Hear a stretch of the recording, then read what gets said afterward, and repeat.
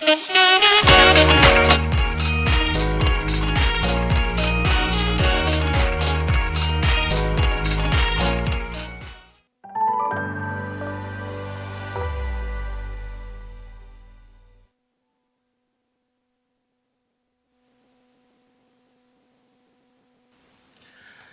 et messieurs, bonsoir. Bienvenue dans votre émission Parlons vrai.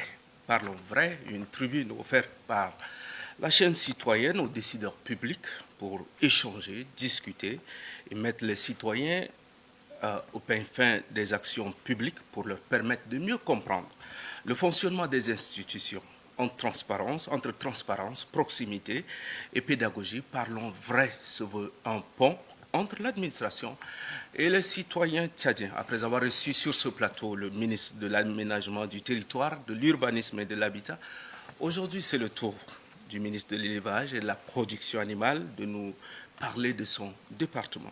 Monsieur le ministre, bonsoir et bienvenue. Bonsoir, merci beaucoup à vous et à la chaîne Electron TV de nous donner cette opportunité pour être en contact direct aujourd'hui avec la population tchadienne. Pour être en contact direct, vous l'avez bien dit. Ouais. Merci d'accepter cette invitation et de répondre présent surtout avec vos cadres pour nous aider à discuter et échanger avec vous. Pour m'accompagner dans la conduite de ce débat, j'ai devant la corbeille des questions de nos téléspectateurs. Nous avons ce soir Rom Lenunsegar Ngarmadine, qui est de l'autre côté, que je salue au passage. Rom, bonsoir à toi.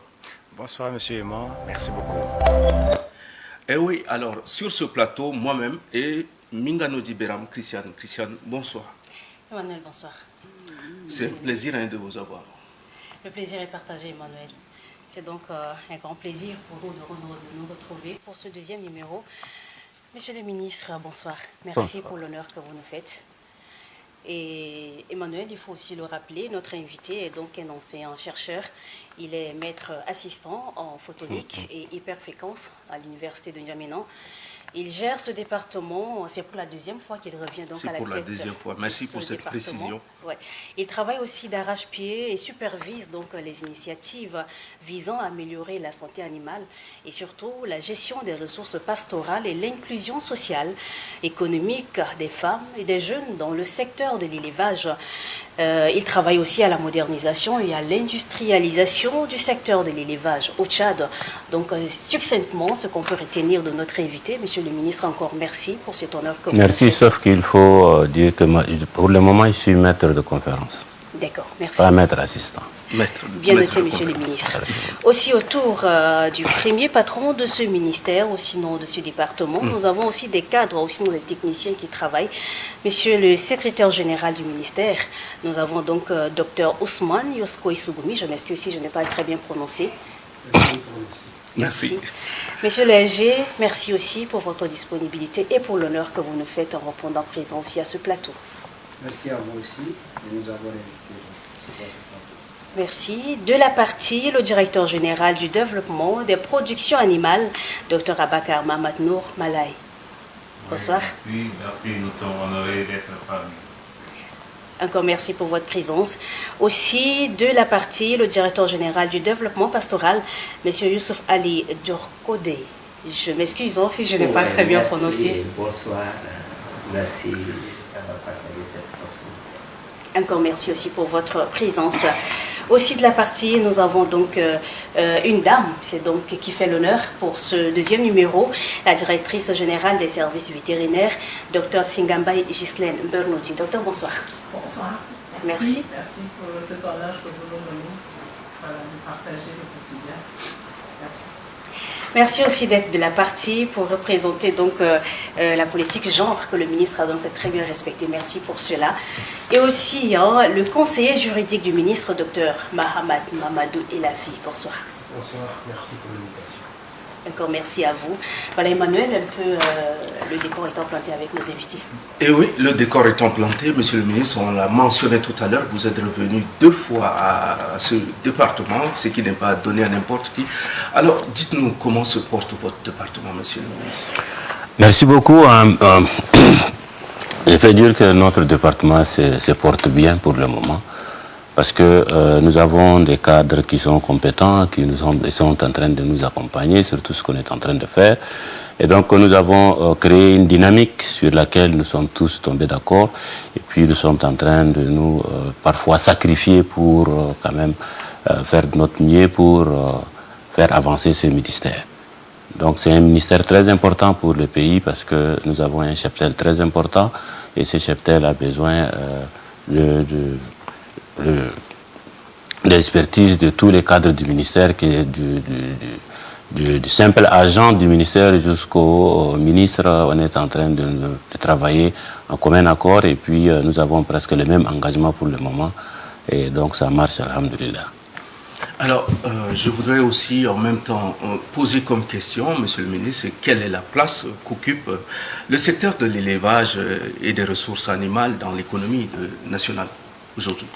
Oui, merci beaucoup. Comme vous le savez, pour le moment, on dit que le secteur de l'élevage dans l'économie, il est le deuxième après le pétrole. Et donc, si vous avez vu une dernière publication de la banque BDAC qui a publié pour dire que cette année, par exemple, nous avons fait le secteur de l'élevage a contribué dans l'économie nationale de 120 milliards de francs CFA. Donc, ce n'est pas petit. Et donc, nous sommes ravis d'écouter ça. Mais quand même, on sait que nous sommes en train de contribuer, mais la contribution, peut-être que les gens la trouvent un peu timide, mais quand même, avec ce résultat de la banque, nous sommes réconfortés. Et puis, les gens, maintenant, peuvent savoir que la contribution du secteur de l'élevage sur l'économie nationale, parce que c'est très important. Et donc, l'économie nationale, si on veut parler, c'est-à-dire que ça va de l'éleveur, de commerçants de bétail et autres, et de consommateurs et autres, ça a un espace très large et puis ça concerne beaucoup de personnes. Donc, vous le savez très bien, mais c'est une source intarissable pour nous. Moi, je l'ai souvent dit, peut-être que pour le moment, peut-être les gens trouvent que nous sommes en deuxième position, mais quand même, d'ici peu, Inch'Allah, nous allons prendre la première position, Inch'Allah, pour la contribution dans l'économie de notre pays. On le souhaite aussi bien. Ouais. Alors, est-ce que dans votre département, vous avez des grandes priorités? Question de moderniser un peu la question de l'élevage au Tchad. Est-ce que vous avez des grandes priorités? Oui, nous avons des priorités parce que d'abord, c'est les priorités du maréchal Idriss Déby Itno, président de la République, chef de l'État, dans son plan quinquennal sur lequel on l'a voté. Donc lui, il a dit qu'il veut industrialiser l'agriculture et l'élevage.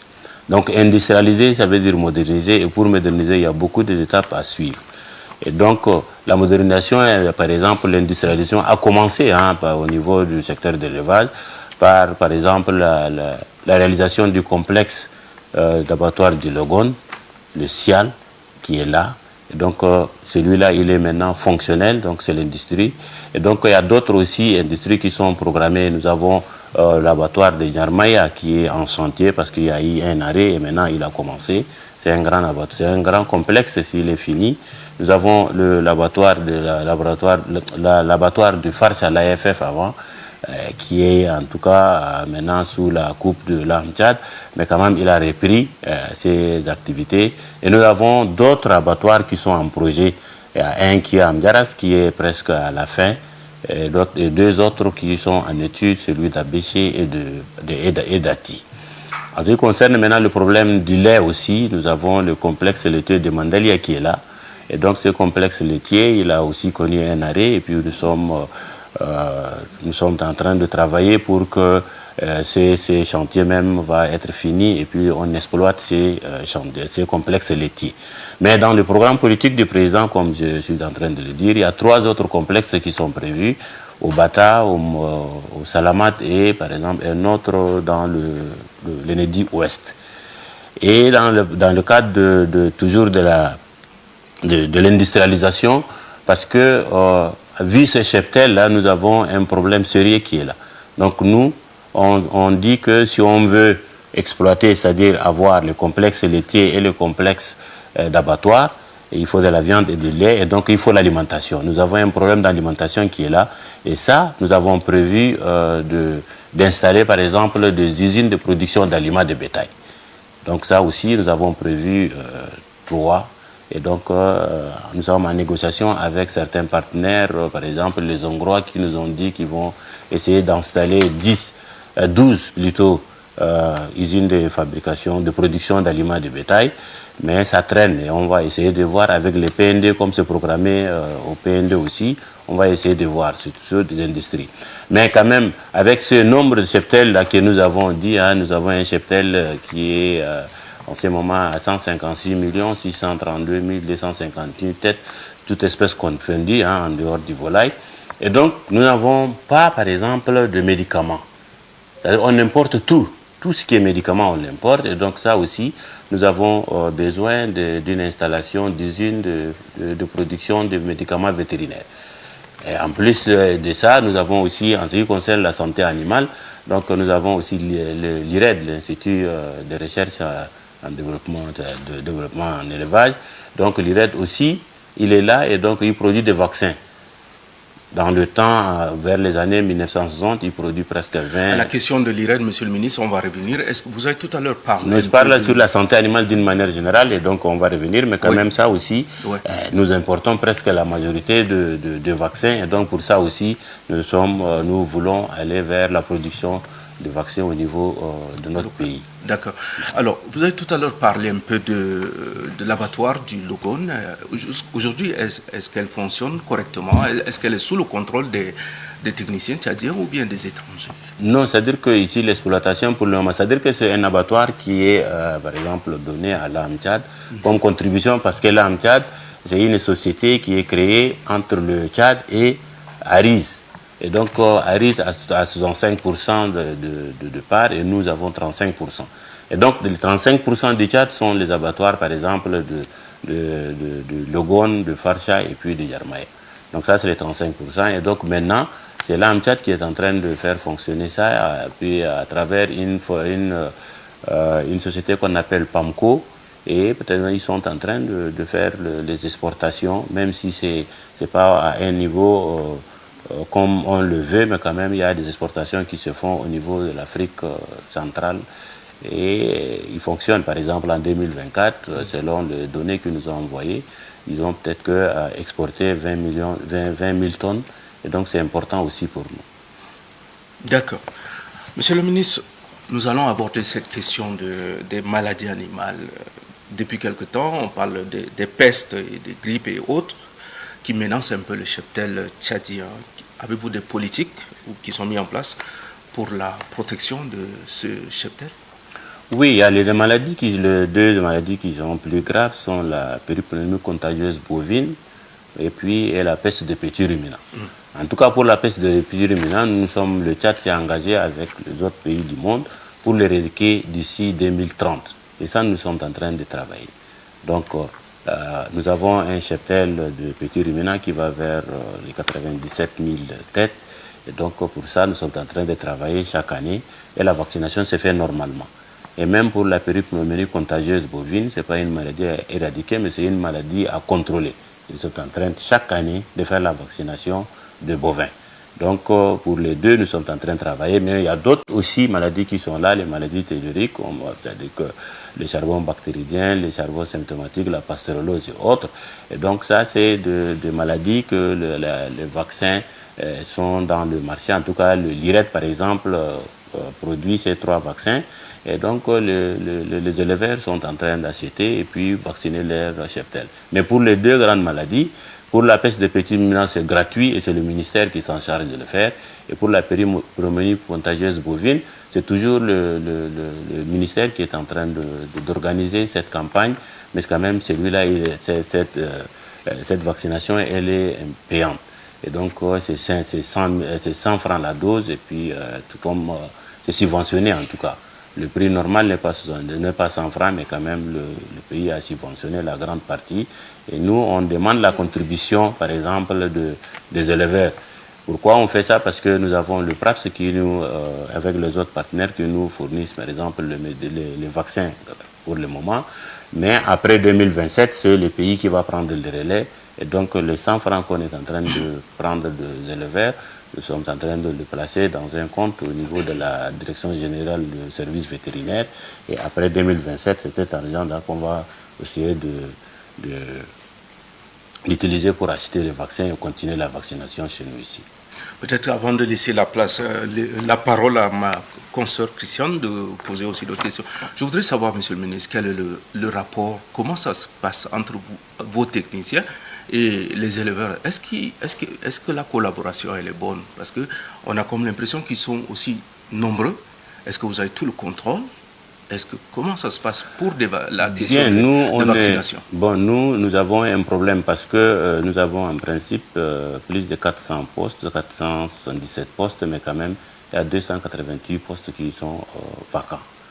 Donc, nous, on ne peut pas dire que c'est tous les pays qui est couvert, mais quand même, ceux qui sont sur place, ils sont en train de faire leur travail. Mais bon, en tout cas, comme une équipe de football, quand il y a une partie qui manque, c'est les autres qui vont s'engager ou bien c'est s'épauler pour, par exemple, combler les vides. Et donc, nous sommes en train de faire ce travail-là. Le contact entre les éleveurs et le cadre du ministère de l'élevage, d'une manière générale, il existe. Mais quand même, peut-être que même nous, au niveau central, nous sommes en train d'aller vers ces éleveurs-là dans des zones de concentration haute pour être en contact avec eux. Et ça, par exemple, ça serait un exemple pour nos agents qui sont sur le terrain, dans les services de concentré, de faire la même chose. Et même maintenant, aujourd'hui, même nous avons ouvert un atelier qui a concerné tous les chefs de poste qui sont au nombre de 143 personnes au Tchad. Ils sont venus pour une formation d'un logiciel avec lequel on va essayer de remonter les données. Chaque fois, c'est nécessaire, en tout cas au cas où il y a les maladies ou bien il y a des foyers. Donc, ces chefs de poste-là, comme ils sont les plus proches des éleveurs, donc ils vont nous monter tous les problèmes qui se trouvent sur le terrain pour nous permettre d'agir en temps réel, presque si on peut le dire, promptement, pour trouver des solutions. Et donc, c'est ça c'est le contact qui existe entre nous et les éleveurs. Donc, on essaie aussi de chaque fois nous rapprocher de ces éleveurs-là pour que le contact marche. Parce que tout ce qu'on veut faire après, c'est-à-dire qu'on ne peut pas le faire nous-mêmes en tant que ministère de l'élevage sans la contribution des éleveurs. C'est pour cela qu'on est en train de chercher à créer cette dynamique entre nous pour travailler ensemble. Et c'est pour cela que même si vous voyez, tout le ministère de l'élevage est sur le terrain. Depuis que nous sommes là, nous sommes sur le terrain, on discute avec les éleveurs pour connaître leurs vrais problèmes, pour après les solutionner. Donc, en résumé, on peut dire que le contact existe, mais on va aussi toujours le renforcer pour être encore plus proche de ces éleveurs-là. Monsieur le ministre, quand vous parlez des postes vacants, est-ce qu'on est en manque de compétences ou bien qu'est-ce qui explique? Non, pas manque de compétences, mais manque de personnel. Parce que, vous savez, le ministère de l'élevage, aujourd'hui, il a 144 personnes, hein, tous les agents confondus. Pour un secteur de 156 millions de têtes, c'est insuffisant. Et donc, cette année, en principe, nous avons eu l'accord d'avoir le recrutement ou bien l'intégration de 200 personnes et nous sommes en train de travailler sur ça. Mais avec ça aussi, ça serait un peu difficile hein, pour combler tout ça. Là. Rien que le chef de poste, on a besoin de 288. Et ça, on n'a pas pris en compte le nouveau découpage hein, du ministère. On parle du pays, on parle sur l'ancien. Donc cette année, on a eu 200. Peut-être que l'année prochaine, on va avoir plus et au fur et à mesure. Les techniciens sont là hein, et donc ça dépend maintenant des possibilités que le gouvernement nous donne pour, par exemple, pallier à ce manquement. Ça veut dire qu'il y a quand même un manque à gagner quelque part pour avoir le contrôle sur la santé animale. Oui, on peut dire ça, mais quand même, comme je l'ai dit, hein, nous, on travaille pour combler le manque là. Alors, en dehors de ces peste dont vous faites allusion. Nous avons aussi la sécheresse qui est donc liée à ces pertes-là. Comment est-ce que votre ministère lutte-t-il contre ces sécheresses et surtout parlant des conflits agro-pastoraux?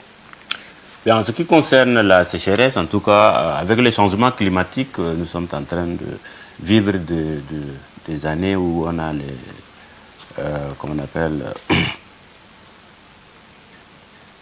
les crises pastorales. Et donc, de 2021 en 2024, nous avons vécu 2 crises pastorales. Et ces crises-là, c'est-à-dire qu'on a toujours demandé aux autres autorités, on les remercie aussi, le président de la République, le maréchal, nous a soutenus lors de 2 crises pastorales. Nous ont donné la première fois 2,4 milliards, la deuxième fois 6,7 milliards pour venir en aide au cheptel. Et donc, nous, on est un peu, c'est pas inquiet pour cette façon, avec cette façon de faire, parce qu'on ne peut pas continuer à chaque année à demander seulement de l'argent pour acheter des aliments bétail. Et ça même, nous ne l'avons pas ici au pays, hein, on va vers le pays voisin pour l'avoir, pour venir en aide. Et c'est pour cela que nous, on est en train de, comme je l'ai dit, nous voulons aller vers, par exemple, l'installation des usines de fabrication d'aliments de bétail. Si nous avons ici disponible, en ce moment-là, on peut pallier à ces crises-là. Et de la deuxième manière, c'est de l'instauration de cultures fourragères. Parce que si on n'a pas de cultures fourragères chez nous, pour le moment, l'alimentation de notre cheptel dépend de la pluviométrie. Si on a une bonne pluviométrie, il y a le pâturage. Mauvaise pluviométrie, il n'y a pas de pâturage.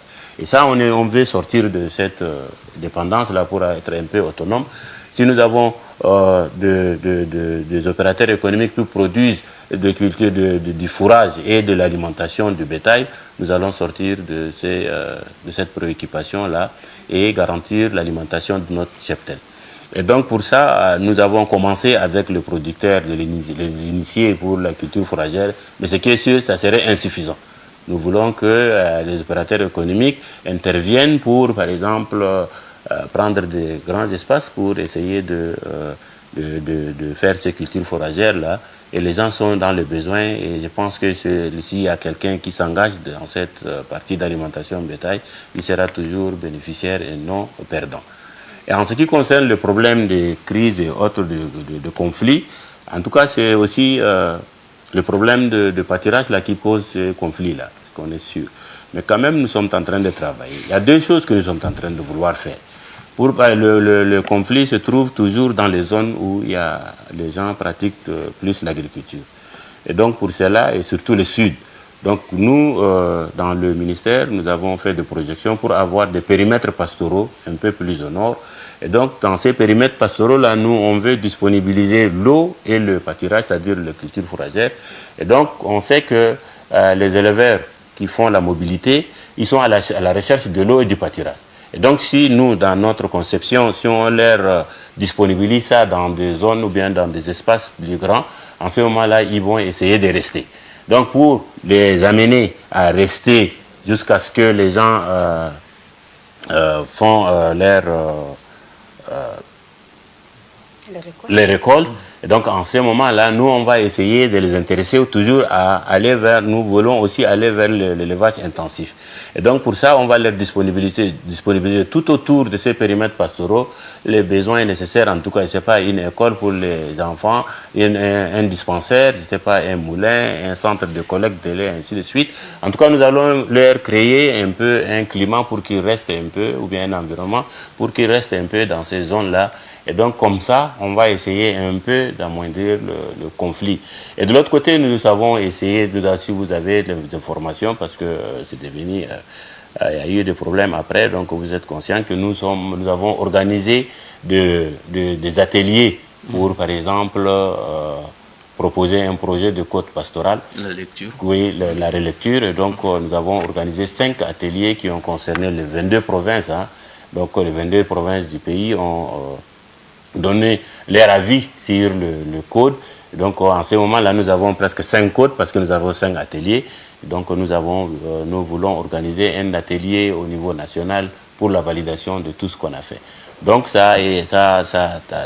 nous nous sommes ouverts à beaucoup de personnes qui ont contribué. Parce que nous avons pris 28 personnes par province. Et donc les 28%, nous on a vu que c'est une bonne représentation de la population. Et donc si je peux citer, hein, nous avons pris par exemple pour chaque province, le secrétaire général de la province, le président du conseil provincial, le maire de la ville, du chef-lieu de la province. Nous avons pris 5 chefs traditionnels. Nous avons pris 5 représentants du ministère concernés, que ce soit l'agriculture, l'élevage, l'eau, l'environnement, l'aménagement du territoire. Et puis nous avons 4 représentants des organisations des éleveurs, dont une femme.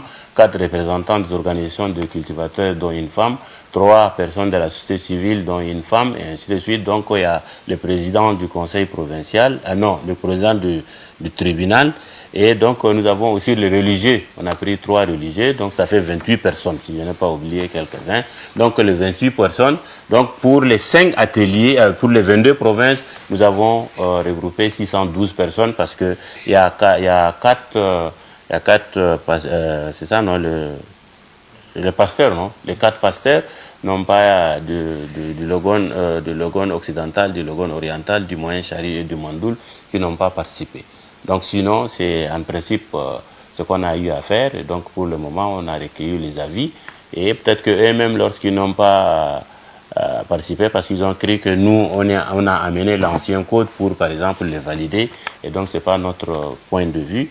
Et ce qui s'est passé est passé. Et maintenant, pour le moment, nous avons, selon les avis de différents ateliers, nous avons 5 codes qu'on va essayer de présenter. Et puis, nous allons avoir un code qui est consensuel et puis accepté par tout le monde. Ça, c'est notre objectif.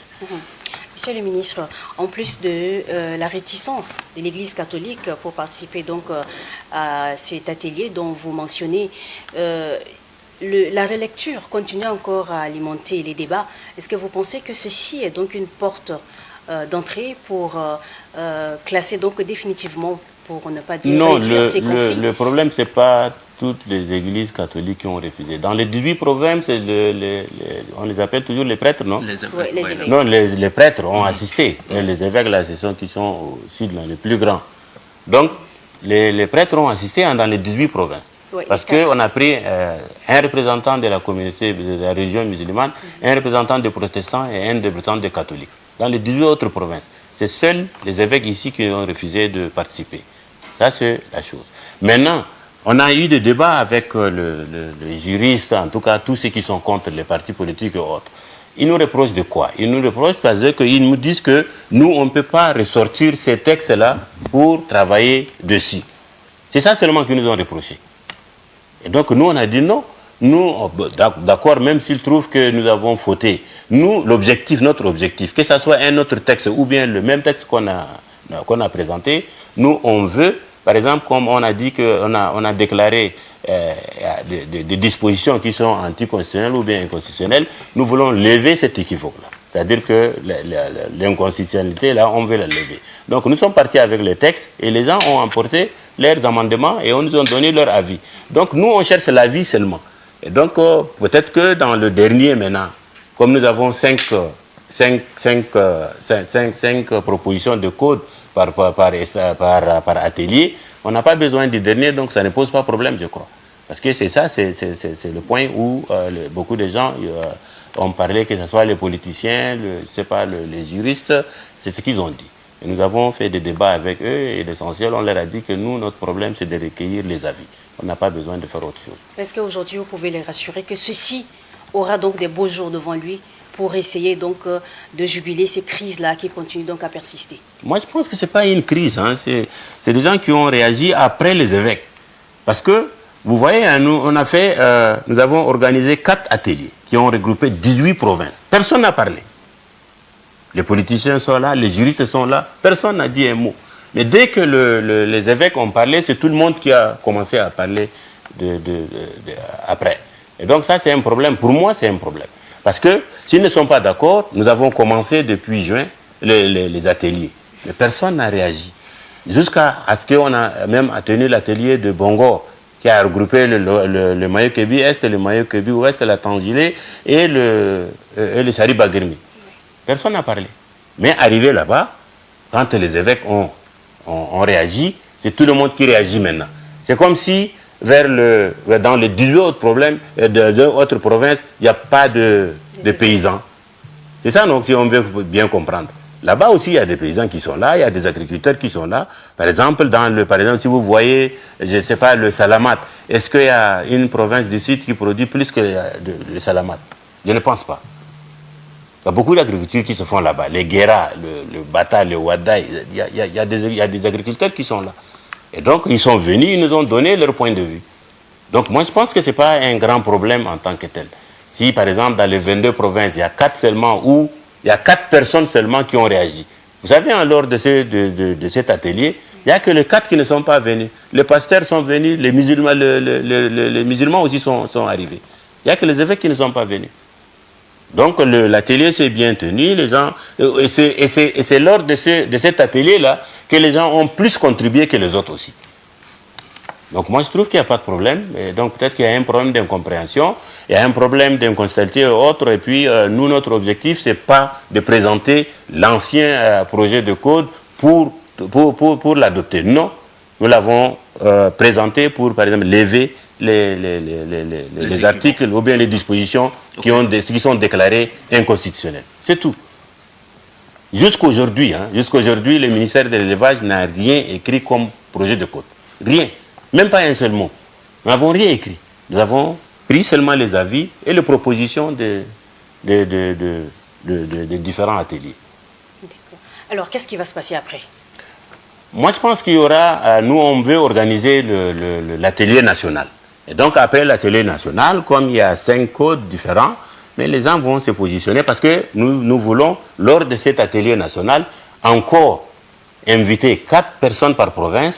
Et puis après, nous allons aussi prendre un député par province, un sénateur par province. On a ciblé 12 ministères qui seront concernés, qui vont venir donner.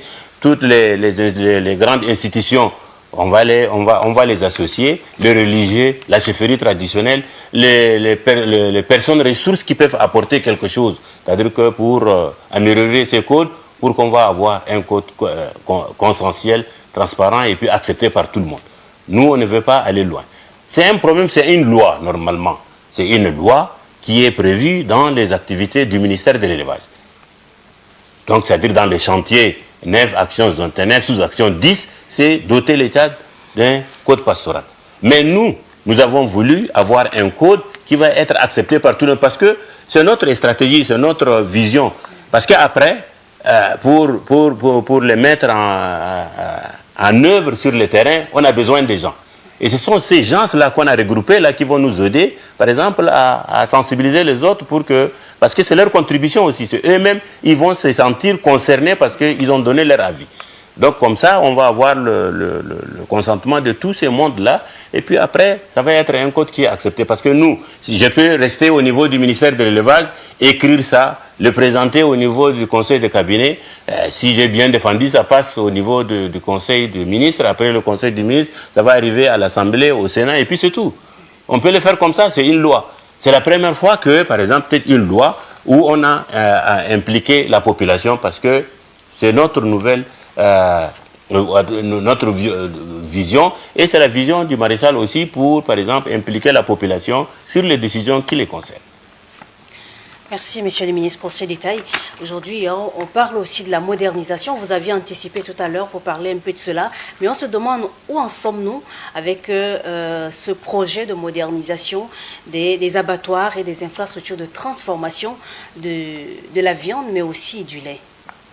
Oui, comme je venais de le dire, j'ai anticipé pour dire ça, mais quand même, nous avons l'abattoir du Mundou du Cial qui est là, l'abattoir de Coin qui est en train de fonctionner. Comme je l'ai dit, à celui de Germain qui a connu un arrêt, maintenant il est en chantier, on va finir Inch'Allah. Il y a celui de l'ancien de Farsa qui est là aussi. Nous avons projeté 3 autres, comme je l'ai dit, un qui est en Diaras, on a commencé les travaux et puis il est presque à 70% selon les informations qui nous sont remontées. Et donc nous avons aussi celui d'Abéché et de Dati où on a commencé par exemple, ou bien on va commencer avec l'étude de faisabilité. Il y a des études de faisabilité qui sont très anciennes, on va les mettre à jour. Et donc pour ça, il y a même l'AMCHAT qui s'est encore repositionné pour, par exemple, refaire les études et les réaliser dans le cadre du PND. En ce qui concerne le lait, d'une manière générale, en tout cas, on a les viandes et le lait dans la partie et les sous-produits. Et donc, nous avons, en ce qui concerne le lait, il y a celui de Mandalia qu'on veut reprendre pour finaliser ça. Et nous avons produit 3 autres, comme je l'ai dit. Un au Salamat, un au Bata et un complexe au niveau de l'Édu Ouest. la Calaïte, précisément, c'est là où on a visé. Parce que nous avons visé les zones de concentration. Parce que pour avoir du lait, il faut avoir, par exemple, d'abord les bétails pour qu'on te donne du lait. Et puis après, les usines d'aliments de bétail dont je parlais, on veut avoir aussi une usine de production de médicaments pour, par exemple, être un peu autonome pour la santé de notre cheptel. Et donc l'alimentation d'une manière générale, en plus des usines d'aliments de bétail, nous avons aussi les cultures fourragères que nous sommes en train de travailler avec les opérateurs économiques nationaux. Parce que nous avons eu des instructions du président de la République de travailler avec les nationaux, les opérateurs économiques. Et donc nous avons commencé à faire, nous avons fait une rencontre avec la Chambre de commerce, une autre avec le patronat. Et lors de nos missions vers l'ouest du pays, au lac, au Canem, au Bar Ghazal et au Yarlamis, nous avons toujours eu des rencontres avec les opérateurs économiques pour leur dire qu'ils peuvent intervenir à leur niveau, dans leur province, et pour par exemple, pallier à nos problèmes. De l'autre côté aussi, nous avons une autre vision, mais peut-être que ça n'est pas sorti dans le plan quinquennal du président de la République. Nous avons aussi la partie avicole, les poulets de chair et puis les œufs. Ça aussi, nous sommes en train de travailler. Et donc peut-être qu'avec l'AMTCHAD, on va faire toujours quelque chose, mais même s'ils n'ont pas voulu faire, la Chambre de commerce, la fois dernière, est entrée en contact avec des Camerounais qui sont spécialisés dans ce domaine. Et peut-être que les accords sont en train d'être faits et on va essayer toujours d'avoir le poulet de chair et les œufs à notre niveau ici. Donc, grosso modo, c'est tout ça qu'on veut essayer de faire pour la modernisation. Et quand on dit modernisation, il y a beaucoup de choses qui vont rentrer. Donc, en ce qui concerne même la prévention des maladies, et nous avons l'IRED, comme on l'a dit, parce qu'on va aussi essayer de moderniser l'IRED et avoir des vaccins à notre niveau ici, parce que nous sommes en train d'expérimenter un vaccin pour la PPCB. Et donc, nous avons aussi dans la vie à mi-parcours du PRAPS, qui est en train de... C'est notre projet. Donc, nous sommes bâtis un peu pour avoir, par exemple, un laboratoire avec tous les équipements. Donc comme ça, on a pu avoir 4 milliards de francs CFA pour l'installation de ce laboratoire-là, les équipements, la formation et tout compris. Donc on va avoir ce laboratoire, Inch'Allah.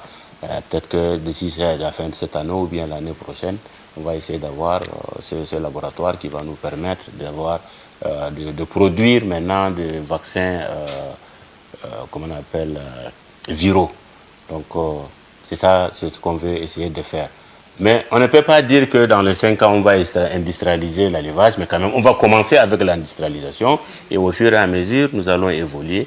Et peut-être que dans peu de temps, ou bien, je ne sais pas, ceux qui vont nous précéder vont essayer de finir ce qu'on a commencé, Inch'Allah. Alors parlant de la modernisation, monsieur le ministre, l'animal, on utilise aussi la peau. Aujourd'hui, ce secteur-là rapporte aussi beaucoup. Oui, j'ai parlé des sous-produits. Les sous-produits, c'est les peaux, les cornes, les sabots et autres. Tout ça, là, ça va rentrer. Même, les déchets qu'on trouve au niveau des panses et autres, là, ça aussi, on peut utiliser pour autre chose. Les bouses, hein, ouais, les bouses et autres, ouais. Il y a beaucoup de choses qu'on va faire parce que le complexe, par exemple, le complexe de Djermaya qu'on veut essayer de finir, il y a une tannerie moderne dedans. Donc cette tannerie-là va essayer de travailler avec les peaux. Donc on va faire la même chose pour les autres complexes, mais dans le pays, avec le PRAPS, nous avons aussi d'autres tanneries qu'on veut aussi installer. Parce que les peaux partent d'ici, chez nous, vers le Nigeria, et les gens vont bénéficient plus que nous. Que ce soit dans le problème de viande, l'exportation de bétail sur pied ou autre aussi, ça aussi, les autres profitent plus que nous. Et donc c'est pour cela qu'on veut essayer de transformer à notre niveau avec les nouveaux complexes là, pour les exporter et puis le pays va gagner encore plus. Monsieur le ministre, nous savons que l'élevage et l'agriculture sont donc deux mamelles de l'économie du pays. Mais aujourd'hui, il y a aussi ces secteurs-là qui évoluent, ou bien ceux qui transforment ces produits évoluent la plupart dans le secteur informel. Alors, quel est l'impact de vos actions sur l'emploi des jeunes, notamment les femmes et ces jeunes qui font dans ces filières-là? Oui, par exemple, si par exemple nous, on a fini avec les différents complexes, c'est des Tchadiens qui vont essayer de travailler, et surtout les jeunes et les femmes. On prend l'exemple du SIAD, en tout cas celui de Djermaya. Si on a pu le finir, il va faire fonctionner 1500 personnes directement. directement 1500% vont travailler. Et ça serait des jeunes et des femmes. Et puis, indirectement, ça va toucher presque 5000 personnes. Donc, tous les complexes qu'on va essayer de mettre, que ce soit les complexes laitiers, les complexes, par exemple, d'abattoirs, ou bien le problème des usines d'aliments de bétail, les cultures fourragères et autres, tout ça, il faut une main-d'œuvre qui va essayer de travailler. Donc, ça va prendre beaucoup de personnes et ça va lutter contre le chômage des jeunes et des femmes, Inch'Allah. Je voudrais poser peut-être une question aussi, parlant un peu de la modernisation. Tout à l'heure, vous avez donné assez de détails, Monsieur le ministre. Est-ce qu'on peut dire que le ministère a des moyens suffisants pour parler modernisation, ou bien il y a des partenaires qui existent qui peuvent vous accompagner? Non, il y a les efforts de tous les côtés. L'État est en train de faire des efforts et il fera encore plus d'efforts parce que c'est la vision du président de la République, donc on est obligé de le faire. Mais quand même, s'il y a d'autres parties qui sont prises en compte par les partenaires, ça va aussi toujours contribuer. Donc les moyens, on peut les avoir parce que quand il y a eu le plan quinquennal, en tout cas, les actions sont chiffrées, hein, il y a beaucoup, c'est budgétisé. Et donc, ce qui est sûr que on va faire tout pour, par exemple, arriver aux objectifs fixés par le plan quinquennal, et pour ça, en tout cas, que ce soit l'État ou les partenaires vont nous accompagner. Tout ce que je vais dire tout à l'heure, c'est dans le plan quinquennal du président de la République, et puis encore, nous les avons dans ce PND aussi. Ouais. Et donc, pour le moment, il y a des gens qui se sont positionnés, comme là en Tchad, je viens de vous dire, c'est qu'ils sont positionnés pour l'abattoir d'Abéché, pour l'abattoir d'Ati, pour les usines d'aliments de bétail, pour les usines de fabrication de médicaments, pour, par exemple, soutenir l'IRED en ce qui concerne les vaccins, et ainsi de suite. Donc, tout ça, ça va rentrer dans le plan, le PND. Et donc, peut-être qu'arrivé au PND, nous, on va signer directement avec eux le contrat. Et puis, pour les restes, on va essayer de voir avec les autres partenaires qui vont se positionner. Mais dans tout ce que je vous dis, il y a des nationaux aussi, après notre campagne de sensibilisation, qui se sont positionnés pour l'alimentation du bétail, par exemple. Il y a une dame qui s'est positionnée pour dire que, bon, elle est partante pour ça. Il y a aussi pour la pharmacie ou bien la production des usines, il y a 3 personnes qui se sont manifestées pour dire qu'ils sont partants. Et dans le complexe laitier et autres qui va être installé au niveau du Bata, il y a des gens qui sont volontaires. Parce que l'idée qui est venue pour les PND, c'est que les partenaires veulent travailler directement avec les opérateurs économiques, en privé, avec les privés, et non avec l'État. Donc comme ça, nous, on va essayer de faciliter le contact avec les autres, et puis c'est toujours les pays qui gagnent. Alors, tout à l'heure, vous avez parlé aussi de la question de la tannerie. On a comme l'impression qu'à Béché, ça fonctionne bien. Comment faites-vous pour que nous puissions peut-être les dupliquer dans les autres villes? C'est possible ou pas? Non, à Béché, pour le moment, la tannerie n'est pas encore. Elle est en cours d'installation. Ok. Oui. Mais quand même, après ça, il y a une autre aussi, peut-être que je pense à Moundou, ou bien une autre vers l'ouest du pays. Et donc, nous avons ces tanneries-là qui vont être implantées. Mais à ma connaissance, il y a une tannerie privée aussi. Il y a une fois, les propriétaires sont venus me voir, mais jusqu'à là, je ne sais pas ce qu'ils font exactement. Donc celle-là aussi peut contribuer. Donc en ce qui concerne le pot, avec le complexe qu'on va essayer aussi d'installer, on va, comme je l'ai dit, on va aussi installer des tanneries qui vont essayer. Parce qu'il y a beaucoup de pots qui partent vers l'extérieur, vers les pays voisins. Et donc nous pouvons les transformer ici. Peut-être qu'on va essayer de voir avec aussi les cornes, les sabots et autres aussi pour d'autres, par exemple, je ne sais pas, les boutons et autres, là c'est fait à partir de ces sous-produits-là. D'accord. Alors, peut-être qu'avant de retrouver Roms pour avoir déjà des questions de nos internautes, ceux qui nous suivent depuis les réseaux sociaux, Monsieur le ministre, nous sommes un pays un pays d'élevage, mais quand on parle de la question du panier de la ménagère, des fois c'est très difficile. La question d'acheter de la viande au marché, c'est tellement cher. Qu'est-ce qui est à l'origine de cette situation? Moi, j'ai toujours l'impression de dire que cher par rapport à quoi? Est-ce que ce n'est pas par rapport au temps? on a comme l'impression qu'entre-temps, nos mamans peut-être avec un 2000 francs peuvent simplement réussir quand même à alimenter la maison. Mais depuis quel temps, quand vous achetez de la viande, vous avez 2000 francs, vous ne pouvez pas. Non, vous pouvez avoir, mais quand même peut-être que ça serait insuffisant surtout parce que vous savez, en tout cas, c'est des pratiques. En tout cas, ça dépend des villes aussi. Hein. Tu peux avoir ici à N'Djamena, peut-être que tu vois que c'est cher, mais quand même arriver, tu pars ici à Koundoul seulement, tu trouves un autre prix avec une autre quantité, et ainsi de suite. Ça dépend maintenant de lieux aussi qui sont là, où vous voulez acheter par exemple la viande. Mais ça, c'est un problème de privé, en tout cas, c'est sûr. Mais eux aussi, ils ont leurs raisons quand ils vous disent ça. Là. Ils ont leurs raisons. Et donc, peut-être que si, par exemple, en principe, pour abattre, par exemple, un bœuf, il faut, par exemple, le nourrir pendant 3 mois pour qu'il ait un peu, en tout cas, une forme demandée, et le nombre en tout cas, la viande qu'il va prendre, et ainsi de suite. Hein. Il y a des normes qu'il faut essayer de voir. Et ça, par exemple, si on arrive à la modernisation, peut-être que ça soit encore un peu plus cher. Ça aussi, ça va peut-être arriver. Mais quand même, on va avoir de la viande de qualité plus que celle qu'on est en train de consommer en ce moment-là.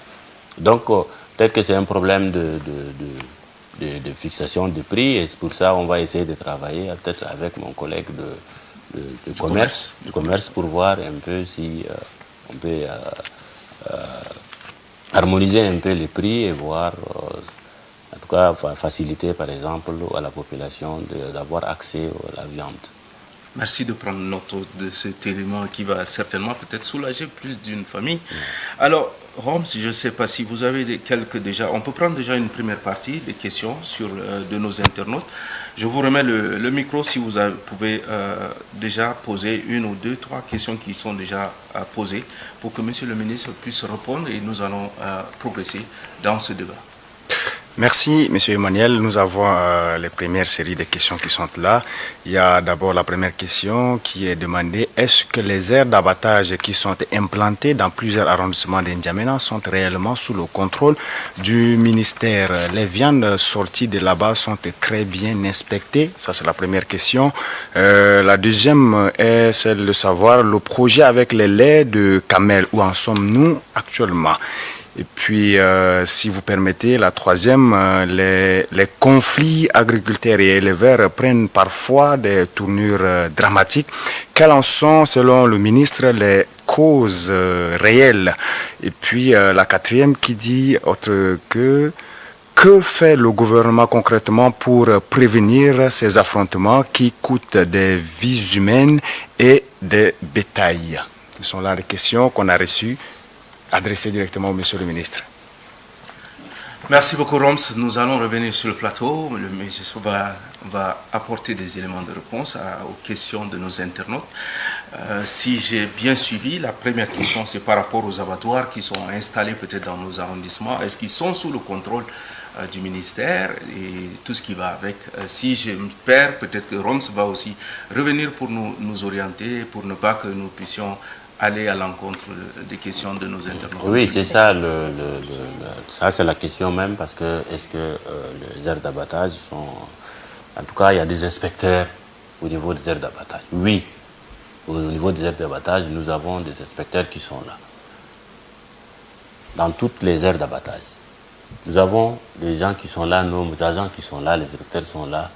Il y a 2 inspections qui se font. Une qui est post-mortem, avant même.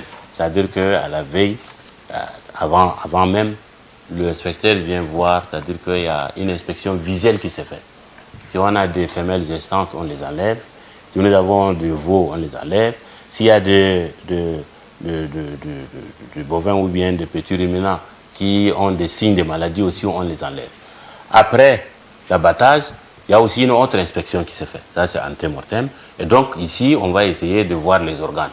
Et donc, s'il y a des organes, tous les organes sont bons, il n'y a pas de maladie, on laisse l'animal partir en tout cas dans le commerce. Mais quand même, si nous avons des organes qui sont en tout cas contaminés, ou bien il y a des maladies dedans, on les enlève carrément, si c'est pour les organes seulement.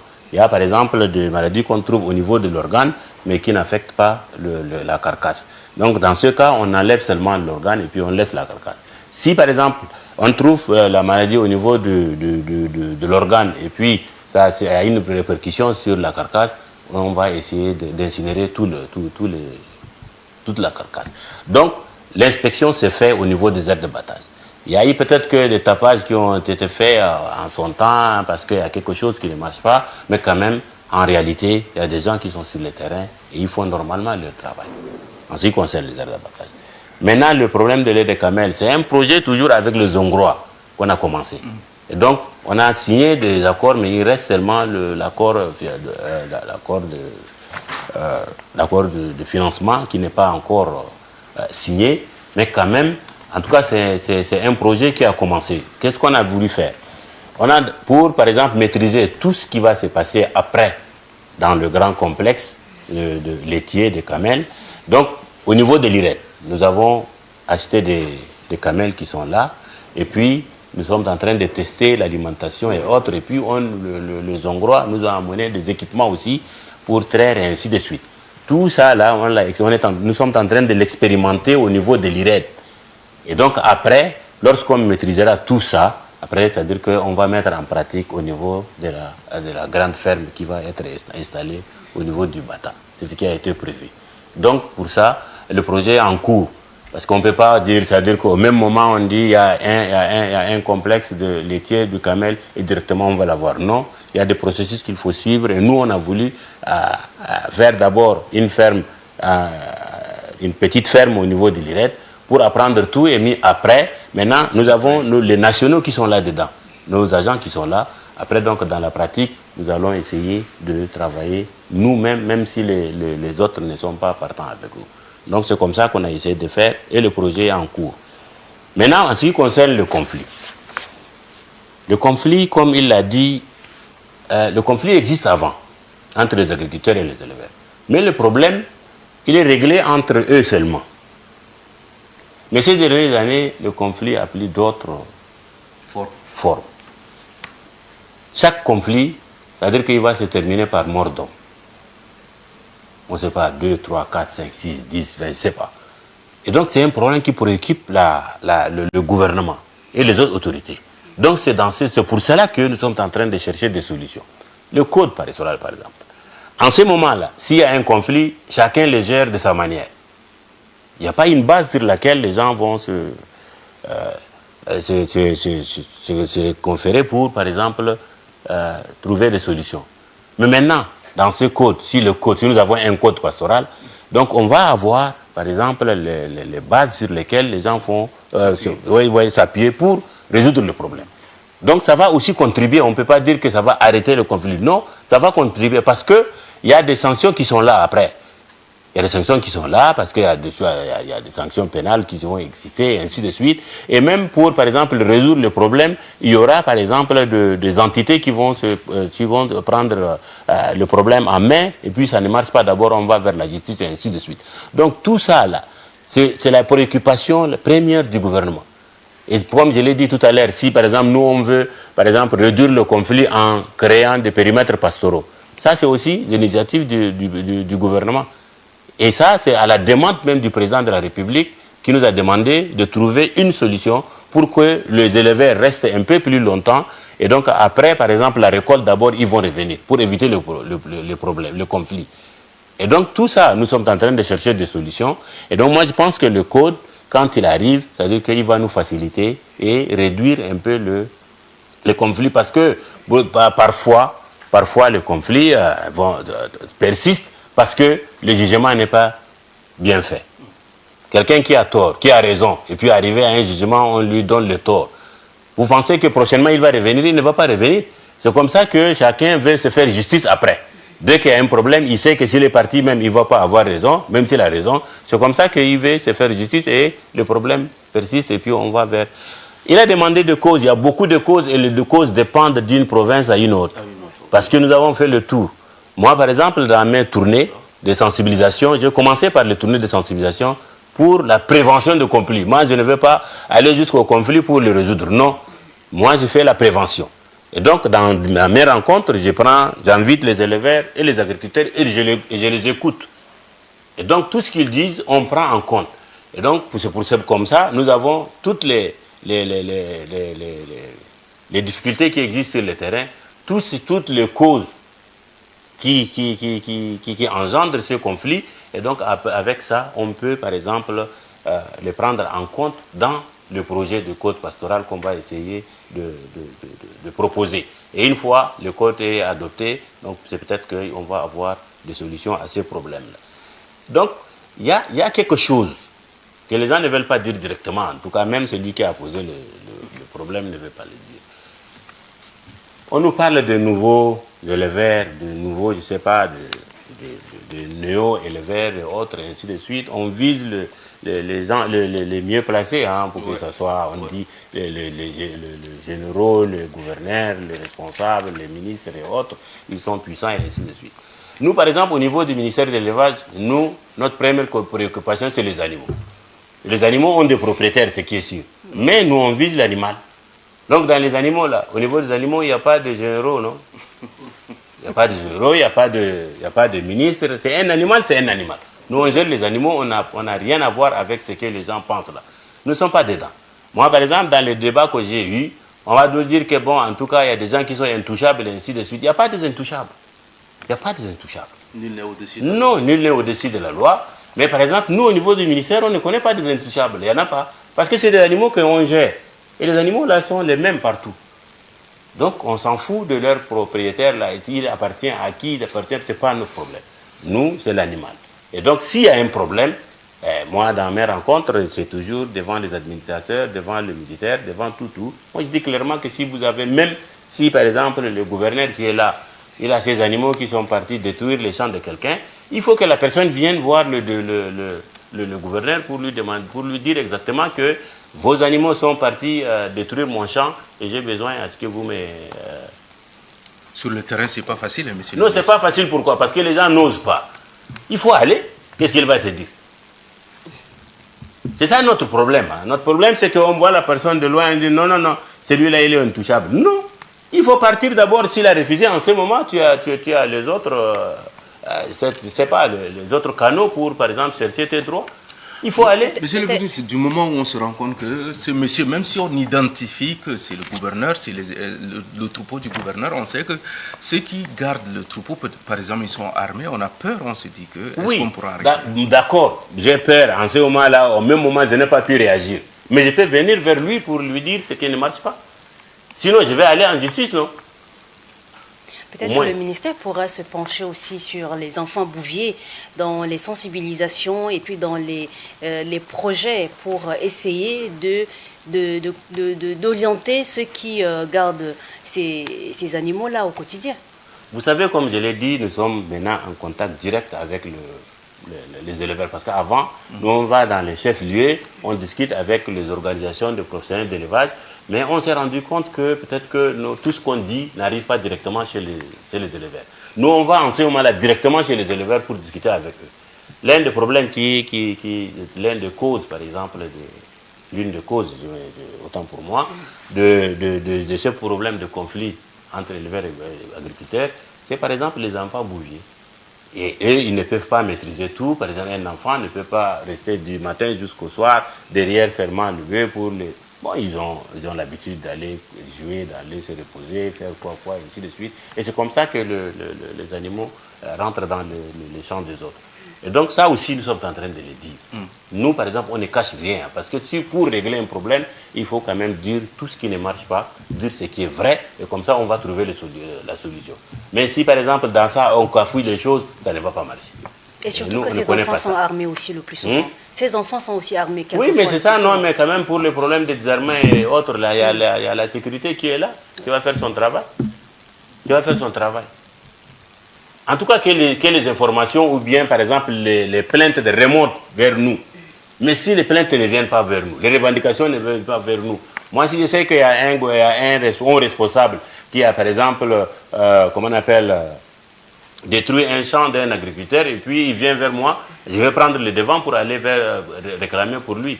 Nous avons autre chose qui alimente aussi le conflit. C'est-à-dire que nous avons un penchant.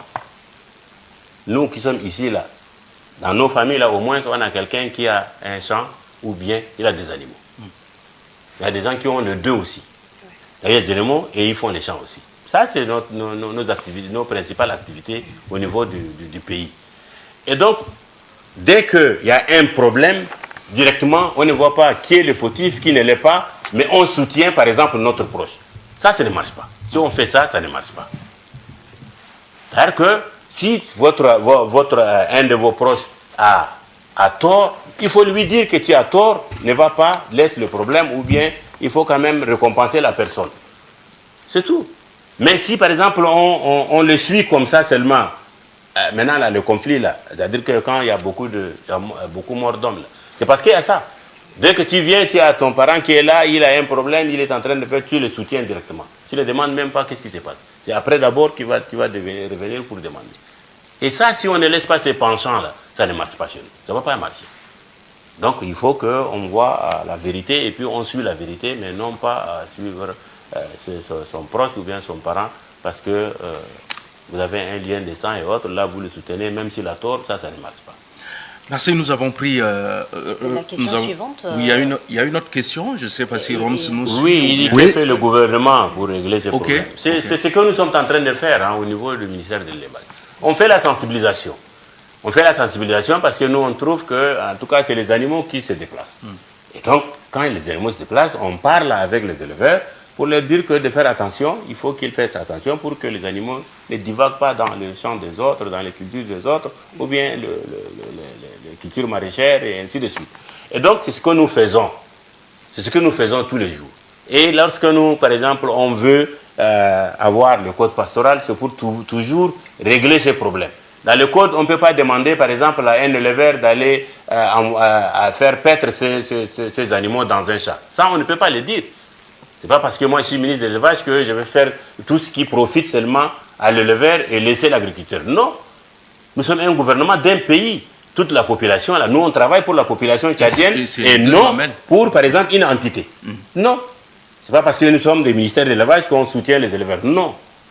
On va faire de la chose, on va soutenir l'éleveur, par exemple, en lui fournissant les aliments, les soins et autres. Ça, d'accord. Mais quand il n'a pas raison, pourquoi on va le suivre? On lui dit la vérité. C'est comme ça que nous allons faire. Et le gouvernement est en train de travailler dans ce sens. Tout ce qu'on fait là, c'est le gouvernement. Moi, je suis membre du gouvernement et je suis les instructions de mes hautes autorités, en l'occurrence le maréchal Moïse Déby. C'est-à-dire que les premières préoccupations du président de la République, c'est la paix, comme il l'a dit, et la sécurité. Mais pour la paix, là, en ce qui concerne le conflit, s'il y a des conflits, il n'y a pas de paix. Et donc, nous sommes en train de travailler sur ça. Donc, le gouvernement est en train de faire des efforts et nous allons continuer à faire des efforts. Mais la manière, la bonne manière, c'est la prévention, la sensibilisation pour la prévention de conflits. Il ne faut pas attendre que le conflit arrive d'abord avant de le résoudre. Ça, c'est trop tard. Merci pour ces éléments de réponse. Je vais essayer encore de remettre 1 à 2 minutes à Roms, s'il nous suit, pour nous encore donner 1 ou 2 questions, si c'est possible. Sinon, nous allons revenir sur le plateau et progresser un peu dans ce débat. Justement, M. Emmanuel, nous avons quelques messages ici. Un internaute qui demande à M. le ministre, est-ce que selon lui, est-ce que la révision du code pastoral résoudra le problème, n'est-ce pas, entre agriculteurs et éleveurs? Ça, c'est la première question. La deuxième est la suivante. Qu'est-ce que le ministère prend comme disposition pour arrêter l'exportation sur pied du bétail? La question de l'exportation du bétail et la question aussi du code. Le ministre est déjà revenu dessus, mais nous allons lui permettre encore de pouvoir donner des détails parce que cette question fait couler tant d'encre. Je le répète, en ce moment-là, nous, on dit que le code va diminuer ou bien faire régresser le conflit. Parce que si nous avons une base juridique sur laquelle on se base pour régler le problème, c'est qu'on va avoir des solutions. Parce que maintenant, là, chacun va de son côté pour trouver des solutions aux problèmes et ainsi de suite. Il n'y a pas de sanctions, il n'y a rien de prévu, mais quand même, dans ce code, tout est prévu. Et ça vient de la population. Donc, on trouve que si nous avons pu adopter un code, c'est que ça va diminuer un peu le problème, même s'il ne résout pas le problème tout entièrement. Ça, nous, on est sûr de ce qui est. En ce qui concerne l'exportation sur pied, pour le moment, Pour le moment, nous sommes en train d'exporter sur pied. Mais dès que nous avons nos complexes qui sont là, on a installé le complexe, en ce moment-là, on n'a pas besoin d'exporter sur pied. L'objectif d'avoir des complexes, c'est par exemple d'éviter l'exportation sur pied, parce que je l'ai dit tout à l'heure, l'exportation sur pied, en tout cas, on exporte vers des pays voisins, mais les pays voisins profitent plus que nous ici de notre cheptel. C'est pour cela que nous voulons profiter nous-mêmes de notre cheptel et à travers, par exemple, ces complexes. Dès que nous avons les complexes, on peut arrêter carrément l'exportation sur pied et aller vers l'exportation maintenant de produits transformés vers l'extérieur. Et ça va être encore plus bénéfique pour nous. Donc ça, c'est la démarche que nous sommes en train d'adopter et suivre pour, par exemple, faire bénéficier notre pays de plus encore économiquement. La deuxième question. Oui, la deuxième question, c'est... Je ne sais pas si Roms peut nous rappeler rapidement avant de progresser. C'est les deux, hein, il a parlé du Non, je pense qu'il a répondu aux deux. Alors là, monsieur le ministre a déjà donné les éléments de réponse. Moi, je voudrais qu'on essaye de progresser un peu sur la question de la valorisation, par exemple, ou bien d'accès aux soins, surtout dans les zones rurales. Est-ce que ici, sur place, à N'Djamena, on a parlé, est-ce que ça concerne un peu les zones rurales? Est-ce que l'accès aux soins, les dispositions sont prises pour que tous ceux qui sont aussi un peu plus loin soient servis?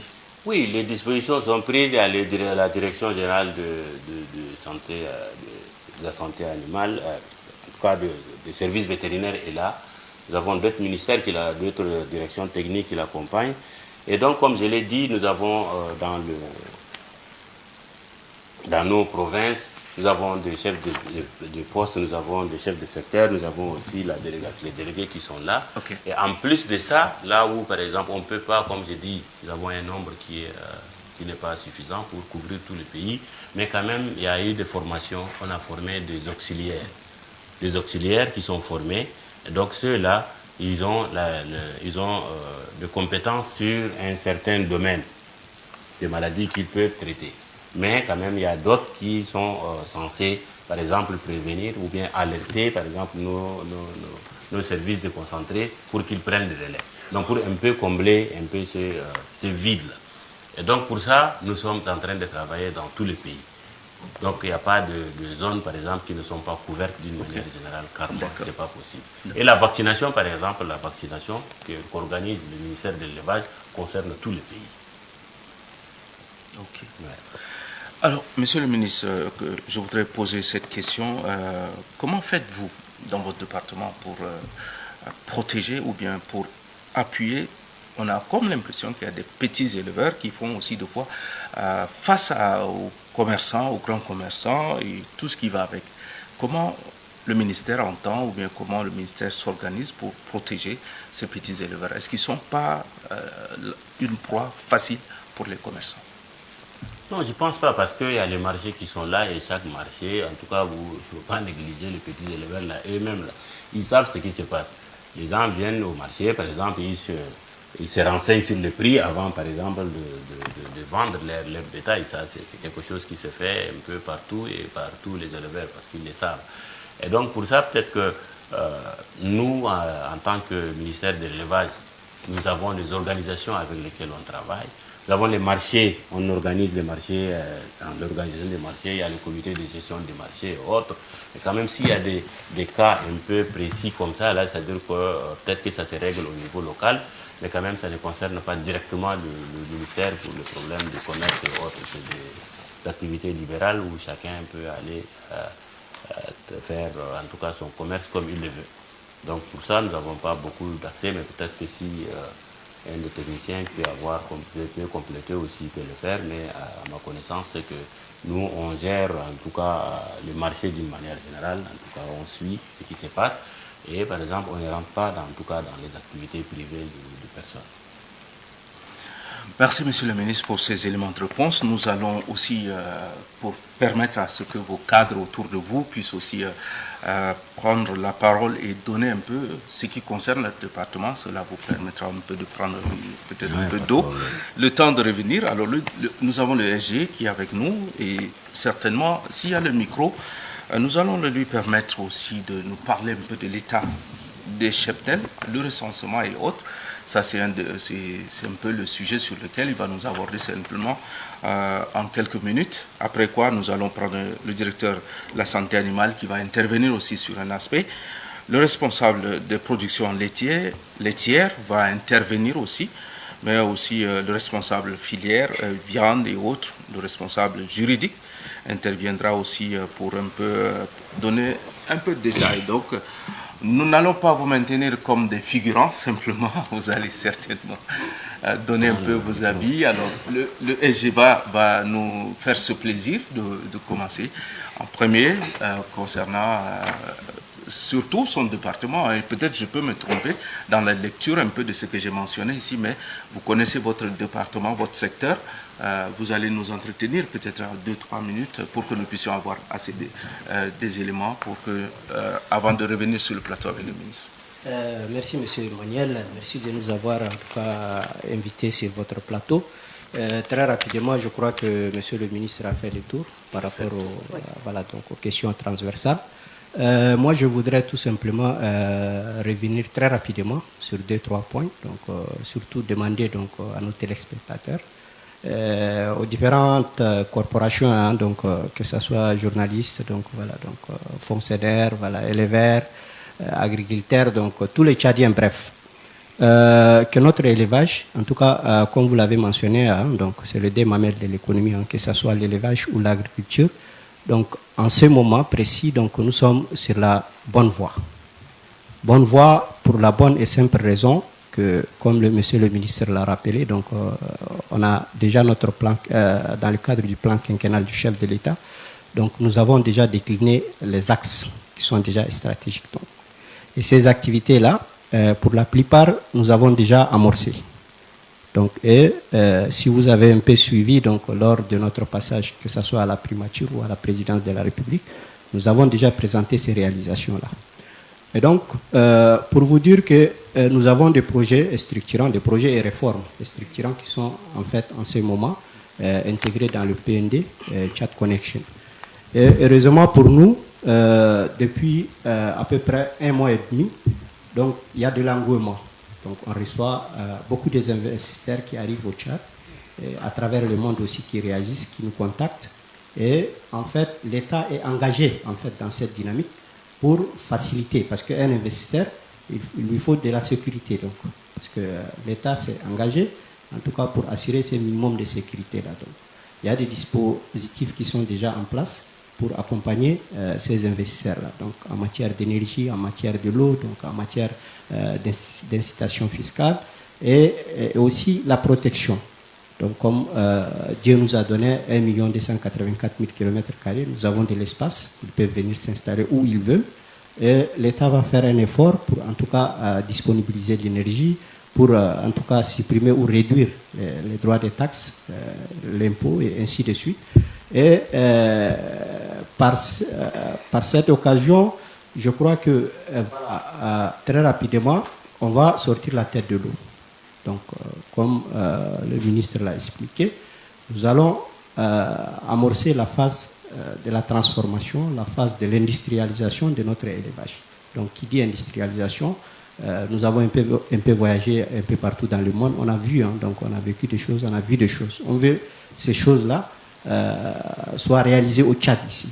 Donc, on veut que nos compatriotes, nous-mêmes, nos enfants, on a cette responsabilité en fait de laisser cet héritage-là à nos enfants, à nos petits-enfants de vivre dans un pays en paix et stable, donc productif, et puis il y a de l'emploi, et puis un environnement qui fait bon vivre. Donc c'est un peu ça aussi l'objectif visé. Donc comme le ministre l'a souligné aussi, c'est une vision. Donc c'est un projet, c'est un programme, donc qui est en tout cas biphasé, triphasé, donc qui est en fait étalé sur plusieurs années. Donc on va quand même commencer par quelque part. Nous sommes, comme je le disais tantôt, donc sur la bonne voie.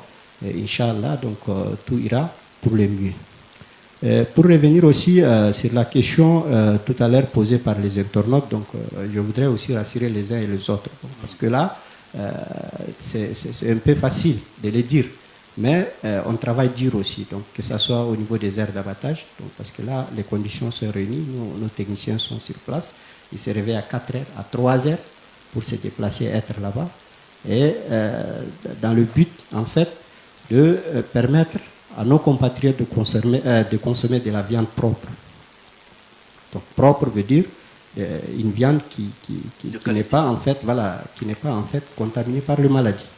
Et là, comme vous le savez, donc voilà, c'est une grande ville, nos frontières sont poreuses, et bien sûr, il y aura en fait quelques manquements, mais nous pensons que voilà, donc il y a un effort considérable qui est en train d'être fait.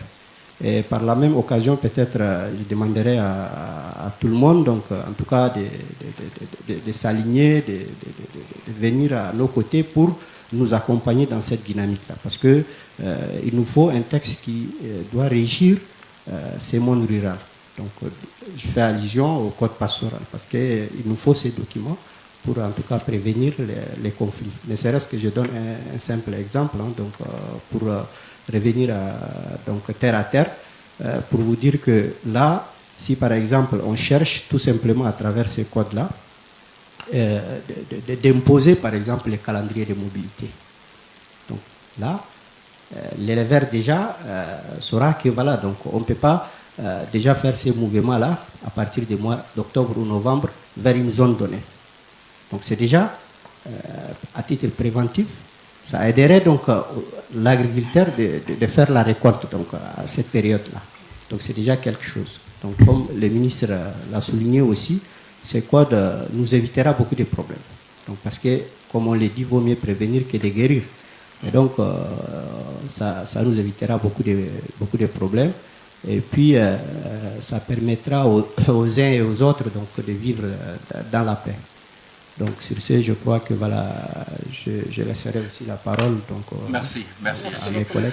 Venant de vous, nous sommes rassurés qu'il y a beaucoup de choses qui sont en train d'être faites. Peut-être qu'on va passer le micro aussi à votre collègue pour la suite, surtout concernant son département. Et peut-être que, bon, galanterie oblige si vous laissez que la dame puisse s'exprimer. Madame, vous avez la parole. Madame Singambaï, qui est donc la directrice générale des services vétérinaires. Je vous en prie. Oui, très bien. Merci pour la parole accordée. Donc, du côté de la santé animale, le Tchad, comme les autres pays, s'est engagé à éradiquer la peste des petits ruminants à l'horizon 2030 et de contrôler également la péripneumonie contagieuse bovine, ainsi pour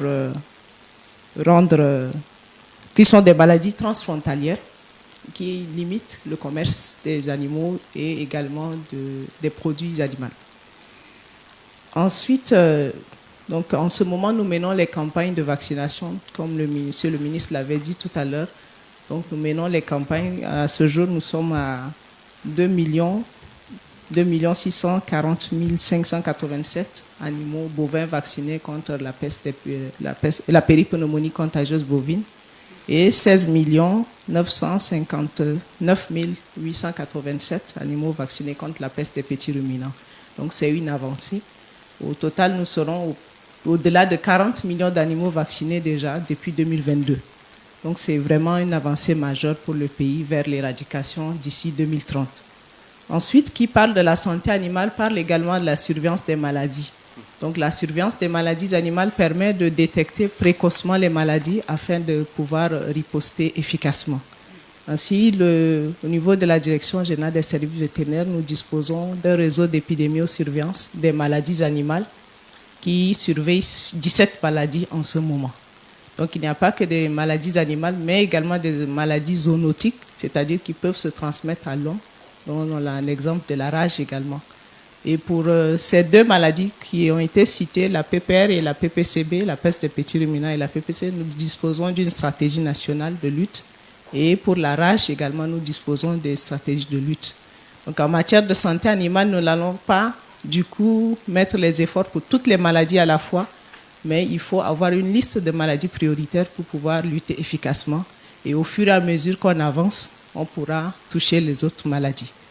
Et comme monsieur le ministre l'avait également rappelé, il y a les vaccinations qui se font pour les maladies telluriques telles que le charbon bactéridien, le charbon symptomatique, également la pastérolose, donc qui se font grâce à la production du vaccin au niveau de l'IRED, donc ici même.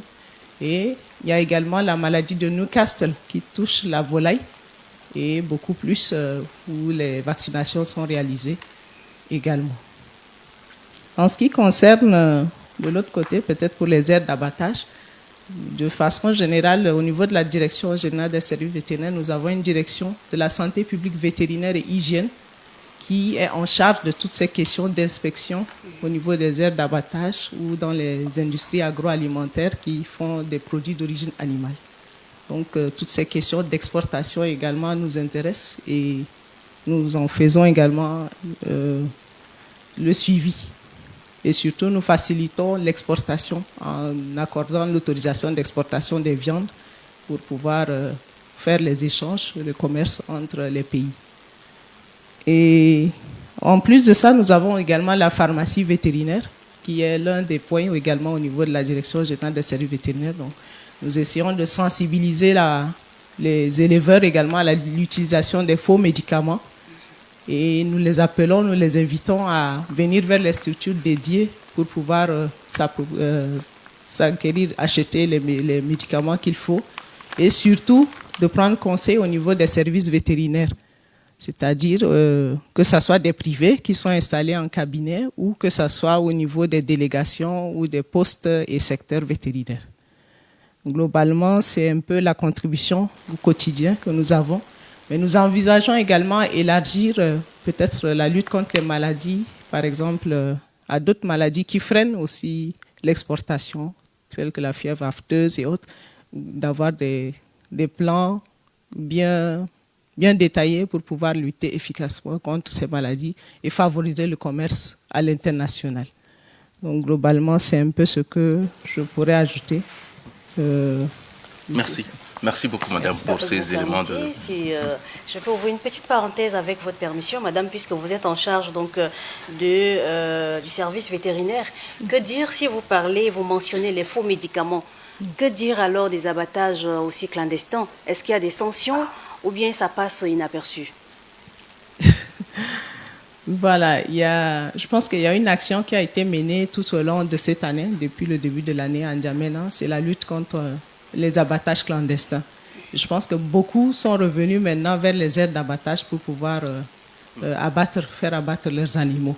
Donc il y a un comité, il y a un arrêté qui a mis en place un comité intersectoriel avec la gendarmerie, avec la police en tout cas, les forces de sécurité, de défense qui accompagnent tous les staffs pour pouvoir faire cette lutte-là. Et voilà, nous invitons surtout la population, c'est qu'on peut abattre pour manger chez soi, mais lorsqu'on doit mettre à la consommation du public, un grand public, il faut les faire inspecter par les services vétérinaires et dans un endroit indiqué, que ce soit dans les aires d'abattage ou dans les abattoirs. C'est le lieu indiqué. On peut le faire pour soi, à domicile, mais pour la consommation du public, il faut faire attention. Il faudrait amener ces animaux là où il y a les services vétérinaires. Il y a les inspecteurs assermentés qui vont pouvoir détecter s'il n'y a pas de maladie avant de mettre à la consommation de la population. Merci. Beaucoup. Vous êtes satisfait, j'espère.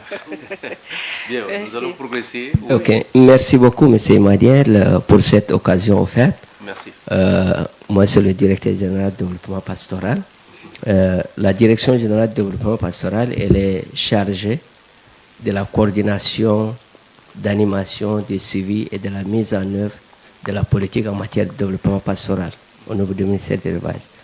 À ce titre, cette direction est chargée aussi, a fait beaucoup des activités, parmi lesquelles nous avons les aménagements, vous voyez, la sécurisation des systèmes pastoraux, tout ce qui est infrastructure pastorale, les puits pastoraux, les stations pastorales, les mares, que vous voyez. Et en plus de ça, nous avons aussi, en termes de réglementation et de stratégie, que nous mettons en œuvre, élaborons et mettons en œuvre au niveau du département. Et en ce qui concerne les réglementations, je voudrais revenir encore, comme le ministre l'a dit, le EG a marché aussi sur ma langue. La priorité, c'est d'avoir aussi le code pastoral. pour vous rappeler que tous les pays du Sahel, que ce soit le Mali, le Niger, la Mauritanie, etc., tous ces pays-là sont dotés aujourd'hui de côtes pastorales, sauf le Tchad. Sauf le Tchad. Certains pays, c'est depuis 2010, d'autres 2001, d'autres 2002, mais le Tchad, jusqu'à aujourd'hui, nous travaillons avec une loi obsolète de 1959. Il y a déjà un défi à ce niveau. Pour ces raisons, pour régler vraiment le problème de conflit, éleveurs, agriculteurs, etc., il nous faut doter d'un code pastoral et qui doit être un document vraiment qui peut réglementer la transhumance, le déplacement de ces animaux, le mouvement de ces bétails. Ça, c'est notre premier défi. Autre chose, en ce qui concerne aussi, nous suivons aussi le mouvement des éleveurs. Quand vous voyez, aujourd'hui, nous avons des outils, on voit un peu comment ces animaux-là se déplacent. Ce n'est pas seulement les animaux, mais derrière ces animaux, il y a des femmes, il y a des hommes qui sont derrière ces animaux. On voit un peu leurs itinéraires parce qu'ils ont des périodes, des terroirs d'attache, ils ont aussi le terroir d'accueil. Nous suivons ça. En plus de ça, le ministre a un peu brossé, a donné des réponses par rapport au conflit. Aujourd'hui, nous faisons au niveau de cette direction générale la prévention, la sensibilisation à travers une direction technique. Nous le faisons, nous travaillons directement avec des comités de gestion des conflits. Aujourd'hui, nous avons à peu près 17 comités de gestion des conflits avec lesquels qui sont outillés, qui sont renforcés et avec lesquels le ministère le suit chaque année, qui remonte des informations. Et en plus de ça, nous faisons aussi les bilans foragers. Le bilan forager, c'est pour un peu voir est-ce que le pays est, en termes de bilan forager, est-ce que c'est déficitaire, c'est excédentaire, pour voir un peu est-ce que le pays est en période de crise pastorale ou bien le pays n'est pas en crise pastorale. Tout ça, il y a des systèmes providers d'information que nous appelons par exemple le REPIMAT, le CIPSA, le SIMBETAI. C'est ces systèmes providers-là qui suivent au fur et à mesure pour remonter les informations et nous mettons en place tous ces documents en place. C'est pour ça que nous avons des politiques, nous avons des stratégies et nous avons aussi quelquefois des accords appelés des chartes agro-pastorales au niveau de province, au niveau des départements pour régler un peu ces conflits. Voilà, il y a tout un paquet des activités qui se font au niveau du ministère de l'Élevage à travers ces directions générales. Merci. Merci beaucoup pour ces éléments. Il ne nous reste peut-être qu'à prendre aussi les deux qui restent et puis on va revenir sur le plateau avec le ministre. Oui. Merci, M. Emmanuel. Il est aussi mon tour de vous parler un peu de la Direction générale du développement des productions animales. Tout à l'heure, Monsieur le ministre a tout déjà parlé, mais on pourrait revenir par rapport à la question du développement de la filière lait, la modernisation des abattoirs et la transformation, les marchés régionaux et internationaux. Donc, c'est des questions qui concerneraient aussi la Direction générale du développement des productions animales. Et si pour le développement de la filière lait, il nous faut 3 points essentiels.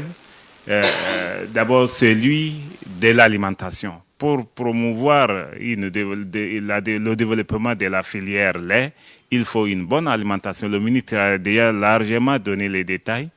Les animaux, une fois bien nourris, suffisamment nourris, ne resteront que produire.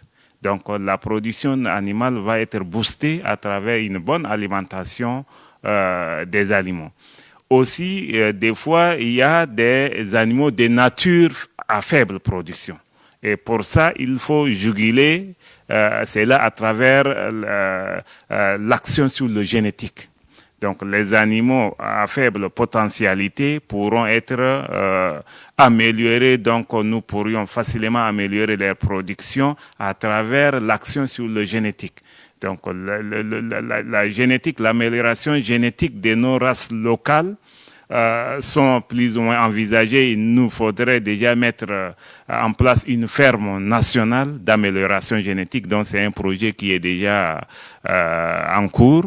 Et donc, dès que nous réalisons, en attendant, nous envisageons déjà d'autres perspectives, celui d'amener même des races améliorées d'ailleurs pour déjà mettre dans nos fermes qui se créent déjà autour des grandes villes du pays et déjà pour produire suffisamment du lait.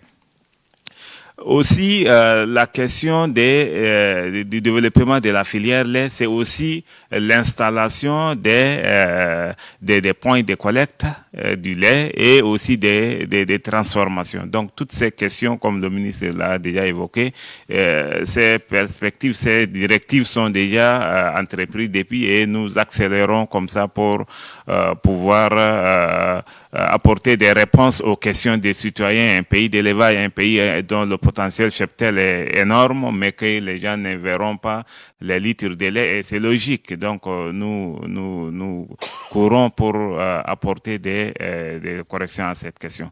Mais maintenant, par rapport à la modernisation des abattoirs, c'est aussi une question réelle. Aujourd'hui, pour prétendre un pays exportateur, il faut déjà avoir des infrastructures de renommée. Il faut aussi avoir noté, listé toutes les exigences des pays auxquels nous envisagerons exporter nos produits. Et donc, toutes ces questions nous obligent à se conformer à la mise en place des abattoirs, des complexes, des abattoirs qui répondront aux exigences régionaux ou internationales. Et donc là, déjà, le pays a déjà pris des pas. On a tous ces abattoirs dont Monsieur le ministre vient d'énumérer, mais pour permettre à ces abattoirs la non-rupture des matières premières qui sont aussi les animaux vivants. Le pays exportait des animaux vivants. Il faut limiter ces exportations et transformer tout ça sur place parce que ça contribuerait à la TVA du pays. Et donc là, le ministère, à travers nos directions techniques, réfléchiront sur ces questions. Maintenant, la dernière question prend en compte déjà les marchés. Dès que ces exigences, ces normes sont connues et respectées, et les marchés s'ouvriront parce que tout à l'heure, ma collègue, la directrice générale des services vétérinaires, vient de dire une seule maladie aujourd'hui, si le pays n'a pas donné sa position ou ses forces par rapport à la lutte de la fièvre aphteuse, on ne peut peut-être partir exporter que vers les pays dont les conditions sont un peu plus ou moins similaires à la nôtre, mais d'autres pays dont l'exigence est haute n'accepteront que les pays dont le système sanitaire est de pointe. Et donc nous avons intérêt à élargir les champs d'action des différentes maladies surveillées pour permettre aux pays non seulement de couvrir les marchés régionaux, mais les marchés internationaux dans les pays du Golfe. Merci beaucoup. Merci beaucoup. Juste une petite question, si vous permettez, docteur. Qu'est-ce que votre service dit par rapport au transport, le transport des viandes dans la ville? Je parle de N'Djamena, bien sûr, sur des engins à 2 roues, notamment des motos. Est-ce qu'il n'y a-t-il pas d'autres possibilités pour la sécurité de ces viandes-là vers les petits marchés pour la consommation? Effectivement, c'est une question que la directrice générale des services vétérinaires vient d'évoquer, la question d'hygiène. Nous sommes en train de vouloir moderniser même la boucherie. Et donc, nous en avons déjà avec l'appui d'un partenaire qui est le projet PAPCV, projet d'appui à la compétitivité de la viande et du lait, PAPCV, financé par la BAT. Donc, nous envisageons former déjà tous les bouchers et leur donner des matériels modernes. Donc aujourd'hui, nous avons quelques points modernes comme pilote et à travers ça, nous verrons dans l'avenir, d'ici dans les jours à venir ou moments à venir, que tous ces bouchers puissent se conformer. Donc les moyens de déplacement à moto pourront aussi être améliorés avec des pouces, il faut couvrir, il faut beaucoup. Donc toutes ces questions vont être progressivement améliorées. Merci. Alors, il ne reste que le conseiller puisse nous dire quel est le conseil que vous pouvez donner à la suite de ces éléments que nous avons recueillis. Merci pour la parole accordée. Je pense que votre micro, les techniciens se sont appesantis sur tout ce qui est technique Et moi, en tant que conseiller juridique, je pense que je dois m'appesantir sur la question du moment, si vous voulez. Et je vais évidemment parler du code pastoral. C'est, comme le ministre l'a évoqué, nous sommes un pays d'élevage avec plus de 156 millions de têtes. Et il va falloir que l'on dispose d'un cadre juridique approprié, d'un cadre légal qui est censé régir, n'est-ce pas, ce monde de pastoralisme. Vous l'avez constaté, comme nous, que ces dernières années, il y a eu vraiment des recrudescences des conflits. Les conflits communautaires, mais aussi les conflits agriculteurs-éleveurs. Et le ministère de l'élevage, en tant que département censé mettre en œuvre la politique du gouvernement en matière de l'élevage, doit réfléchir, s'appesantir pour effectuer, n'est-ce pas, des propositions, des normes qui peuvent de quelque manière que ça soit impacter sur la positivité même du département. Je pense que c'est ce qui a suscité au ministère de l'élevage, à travers, qui est censé mettre cette politique, qui d'ailleurs le maréchal du Tchad l'avait intégré dans son programme politique, de procéder à la relecture d'un cadre légal qui avait été déjà déclaré anticonstitutionnel et qui aujourd'hui fait objet de polémiques par des hommes politiques, en tout cas des journalistes, entre autres. Et là, par rapport à l'anticonstitutionnalité de la loi, si on vous dit qu'un texte est déclaré anticonstitutionnel, ça ne veut pas dire que ce texte ne doit plus ressurgir ou ne doit plus jamais exister. Parce que ce sont des dispositions de ces textes-là qui ont été déclarés anticonstitutionnels. Maintenant, ce texte, s'il doit exister, il doit être conforme à la Constitution. Et je pense qu'au niveau du ministère de l'élevage, nous sommes attelés à faire cet exercice-là qui vise, n'est-ce pas, à rendre le texte conforme à la Constitution, mais également le texte conforme au contexte actuel.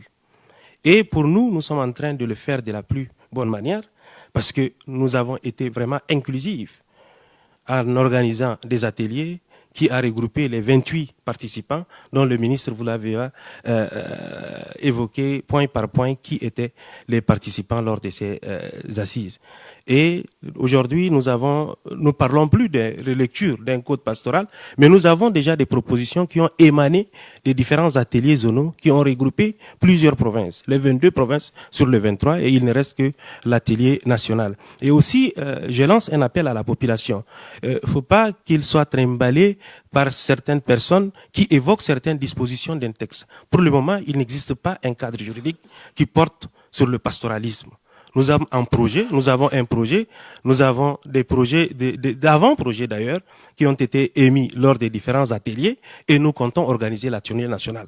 Donc si les gens s'attellent à évoquer des dispositions qui n'existent d'ailleurs pas, et pour dire à la population que dans le code pastoral, tel article a dit telle ou telle autre chose, je pense que ce n'est pas vrai. Il ne faut pas que les gens s'attellent vraiment prendre en considération ce point. En tant que juriste, voilà, c'est ça mon point de vue. Merci.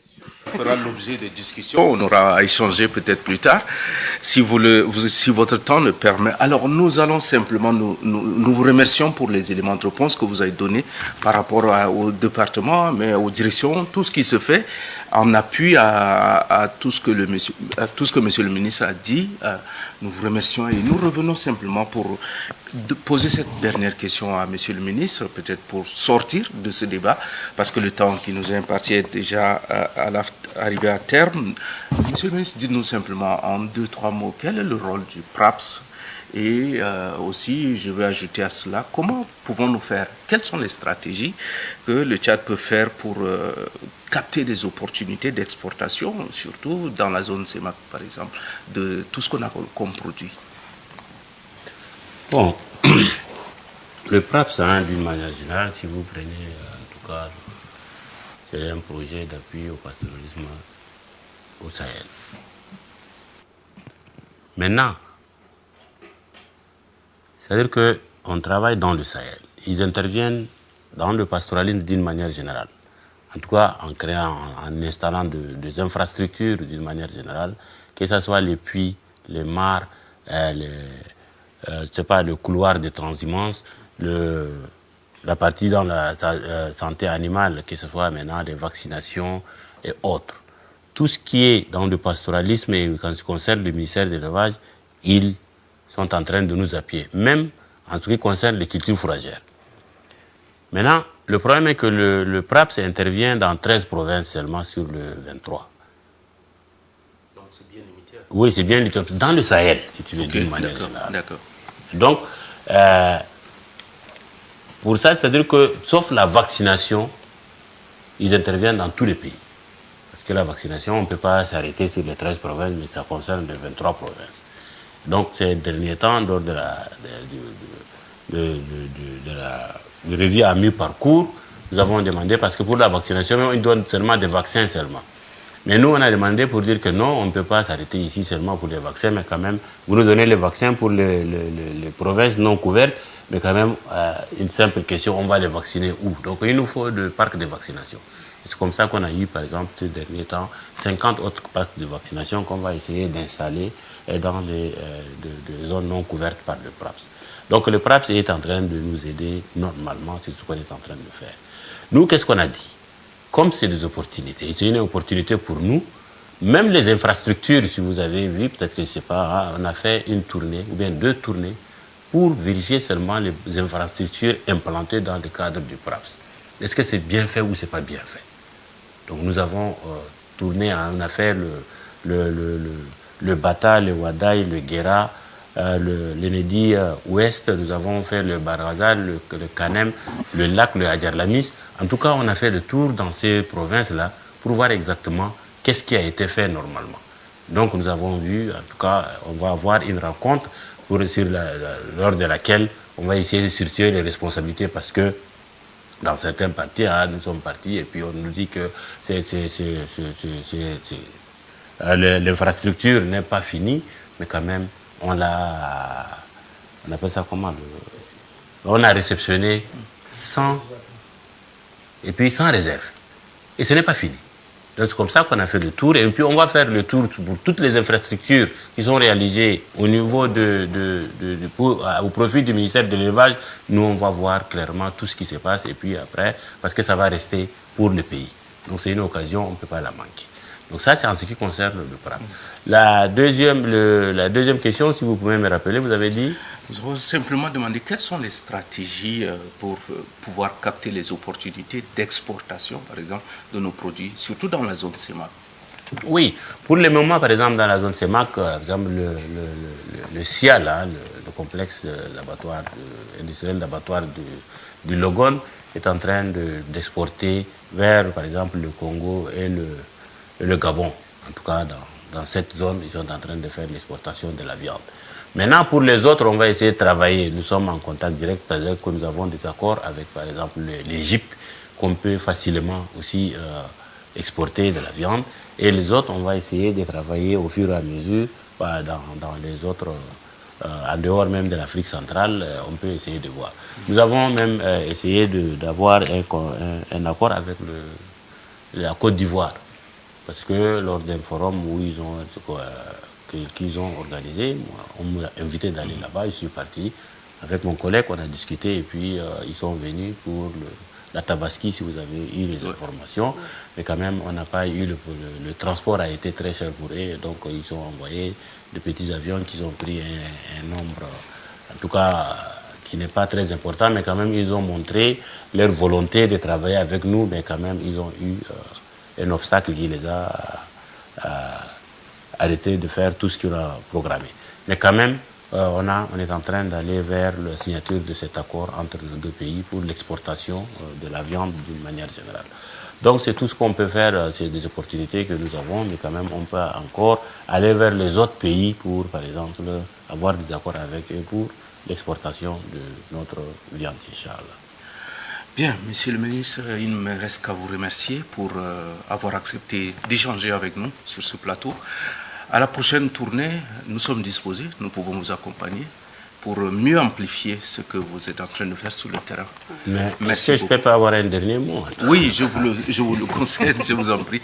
Et surtout peut-être à l'endroit même des éleveurs, parce qu'il y a des gens qui nous suivent, ils ont envoyé des questions, mais comme le temps ne nous permet pas, vous avez le temps de dire votre dernier mot. Je vous en prie, monsieur. Et ce message pourra s'accompagner aussi de comment vous imaginez, vous envisagez le Tchad d'ici 2030, surtout parlant de votre secteur. Merci beaucoup. D'abord aux éleveurs, comme je leur ai souvent dit, de nous faire confiance. Tout ce que nous faisons, c'est dans leur intérêt. Tout ce qu'on leur dit, c'est dans leur intérêt. Parce que nous, même si on sait que le bétail, le cheptel, appartient par exemple aux particuliers. Ce n'est pas pour l'État, mais quand même on le comptabilise pour les pays. Si aujourd'hui nous nous vantons pour dire que nous avons 156 millions de têtes hautes, nous sommes contents. Et c'est parce que ce cheptel-là, il appartient aux Tchadiens. Donc que les éleveurs nous fassent confiance. Tout ce qu'on fait, c'est pour le bien-être de leur cheptel et de leur bien-être. Ça, je veux que les éleveurs se rassurent et puis prennent ça en compte. Et ce que nous leur avons dit, et puis maintenant, ils ont commencé à nous faire confiance. Qu'ils nous fassent confiance. Les restes, nous, on va essayer de gérer. Parce que dans ces pays, à part les techniciens de l'élevage, personne ne maîtrise ce qui se passe, en tout cas au niveau du cheptel. Ça, il faut qu'ils les sachent. Les orientations qu'on va leur donner, qu'ils les appliquent. Maintenant, aux autres Tchadiens, d'une manière générale, les Tchadiens sont toujours pessimistes. La grande partie, je ne sais pas pourquoi ils ne font pas confiance au gouvernement. Ça, je n'ai pas compris.